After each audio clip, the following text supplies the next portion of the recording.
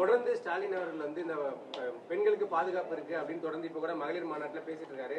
ஆனா நேத்து கூட வந்து சென்னையில வந்து ஒரு குடும்பத்தையே வந்து வெட்டி இன்றைக்கும் நடந்திருக்குது. இப்ப நான் வரும்போது ட்வீட் போட்டு தான் வந்திருக்கிறேன். தினம் நடக்குதுங்க, ஒரு நாள் 2 நாள் நடக்கல. தினந்தோறும் தமிழகத்தில் பாலியல் சீட்டல் நடந்து கொண்டே தான் இருக்குது. இந்த ஆட்சியில் கண்டுகொள்ளவே இல்லை, அதுக்குண்டான நடவடிக்கை எடுக்கல.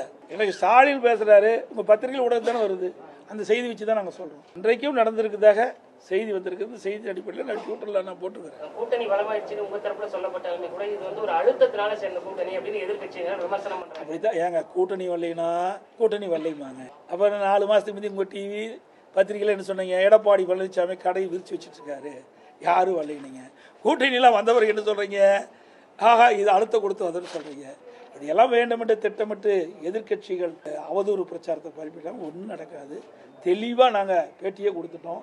பாரத பிரதமர் நரேந்திர மோடி அவர்கள் அங்கே வந்து முதற்கூட்டம் தேர்தல் நடைபெற்ற அந்த மதுராந்தகம் கூட்டத்தில் வந்து அழகாக பேசினார். அந்த கூட்டம் முடிந்த பிறகு நாங்கள்லாம் எங்களுடைய கூட்டணி கட்சி தலைவர்கள்லாம் ஒன்றாக இணைந்து அற்புதமான பேட்டி கொடுத்தோம். உங்கள் தொலைக்காட்சியெல்லாம் வந்திருக்குது